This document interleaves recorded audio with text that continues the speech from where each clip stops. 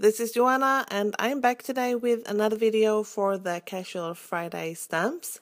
And today I'm using two stamp sets. I'm using Christmas carols and I'm also using Must Love Snowflakes. And I'm starting out with just a card front. So this is a Neenah Solo White 110 pounds. And I'm starting out with the big snowflake. And I'm using my Fiskars stamp press to stamp it on top of the card. And I'm using Versamark because I'm going to do some heat embossing. So I'm just pressing it down in place. And then I'm heat embossing the snowflake in white. And I use my anti-static powder bag there as well to make sure that the embossing powder only sticks to where the Versamark is.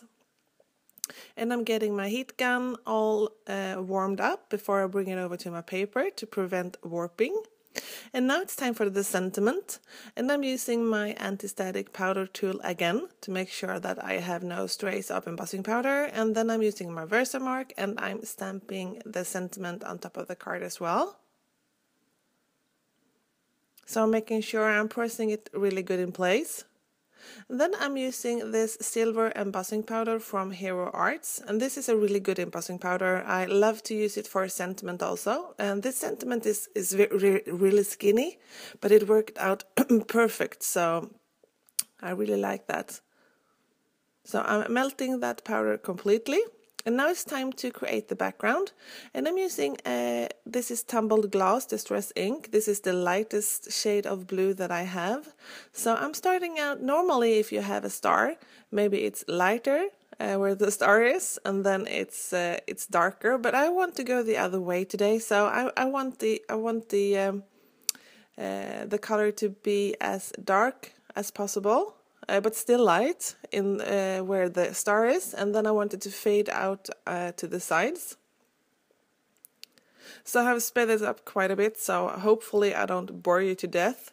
But what I'm doing here is that I'm using my mini inking blending tool, and in circular motions I'm trying to apply the ink, and I'm trying to do it as light as possible because I think then you will get the best blend.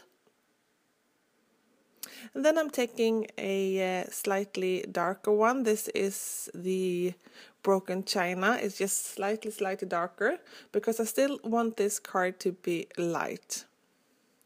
And then I'm using my Tumbled Gloss again, and I am using it all over the card. And then I'm just trying to get a good blend, and I really love the Distress ink. They blend so good together. But if you don't have Distress ink, you can try to do this with any type of ink that you have. I just think that maybe the Distress ink blends a little bit easier, so it's easier to get a good blend. But you can definitely get a good blend with any ink. And this is Perfect Pearls, and I mixed it with water in a mini mister. But this, you can use any glimmer spray for this. So I'm just getting this card a good spray using this glimmer mist that I made myself. And I want to create some interest, so I'm just adding some dots of water and glitter as well on top of the card. Then I'm getting it a good spray again. So maybe this is a lot of water. This is not watercolor paper, so maybe I should have used watercolor paper today because I used so much mist, but it turned out fine anyway. So here it is. I just used my heat gun to dry it completely, and I will use some rhinestones on this card. And I have this rhinestone wheel, so I'm using. But I tried to use my two-way C glue pen at first, but since I will be adding the rhinestones on top of embossing, I figured I might as well use multimedia matte because it's a really strong adhesive and it also dries matte, so nobody will ever know if it oozes out on the sides. So I'm using my poker tool to adhere to apply some of the adhesive onto the stars, and then I'm just using my fingers to add the rhinestones on top of the snowflake.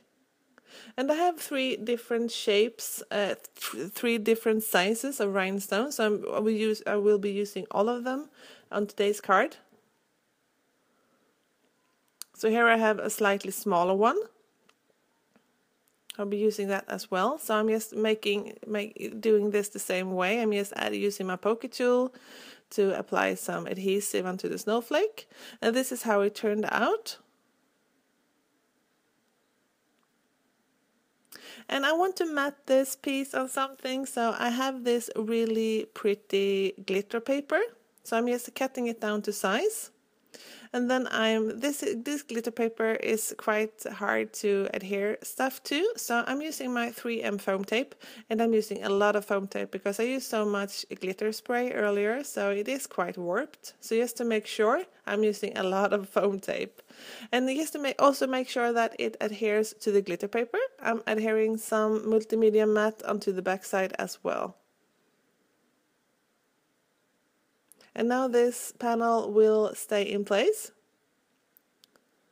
So I'm just adhering it on top.